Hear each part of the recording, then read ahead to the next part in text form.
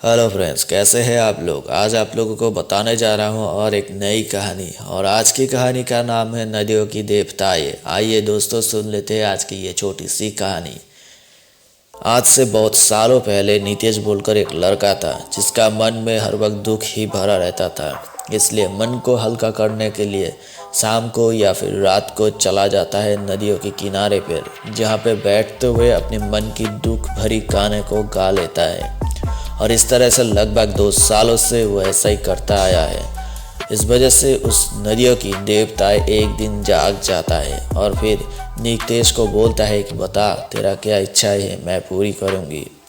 उस देवता का ऊपर उस नीतीश ने काफ़ी दुख भरी बातों, अपना मन की और सभी बातों को बताता है। फिर देवताएं बताता है कि आखिर में तुझे क्या चाहिए।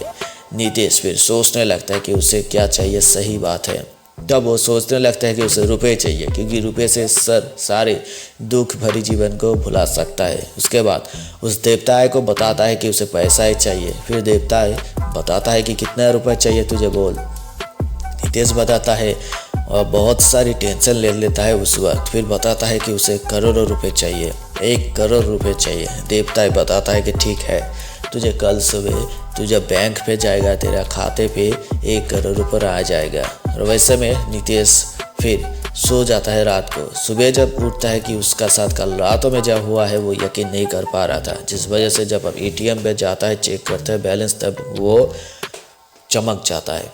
फिर वो उसी डिटेल्स को जब चेक करता है कि वो विदेश से वो पैसा आया है। फिर उसी पैसा से वो अय्याशी का साथ साथ अपना ज़िंदगी को भरपूर बना लेता है। वैसे में क्या करते हैं, पहले एक बहुत बड़ा घर बना लेते हैं जहाँ पे उस पैसा का आधा हिस्सा वहीं पर ख़त्म हो जाता है। फिर वो क्या करता है, बाइक खरीदता है, गाड़ियाँ खरीदता है। उसका साथ साथ कुछ 4-5 सालों में वो ऐसा हालात में आ जाता है जिन वजह से उस इलाका के काफ़ी लोग उसको देखते ही जो चमक जाता था।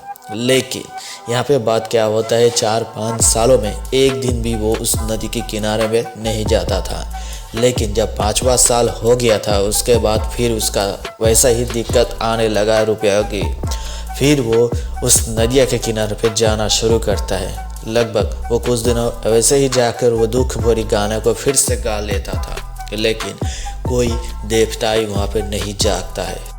और फिर सपनाए में उस देवता उस नीतीश को बताता है कि आखिर में तुझे दुख बोलकर कोई चीज़ था ही नहीं, तुझे ज़रूरत था पैसा की, क्योंकि तुझे जब पैसा मिल गया था तब उसके बाद तू नदिया के किनारे में आने का बाद भी भूल चुका था। जिसके बाद तुझे पैसा ख़त्म हो गया, फिर से तू वहाँ पे आके गाना गाना शुरू हो गया था। फिर नीतीश को सबक मिल चुका था। सो दोस्तों, आज की कहानी यहीं पर ख़त्म होता है। अगर अच्छा लगा तो प्लीज़ लाइक, शेयर, कमेंट और सब्सक्राइब करना मत भूलिएगा। धन्यवाद।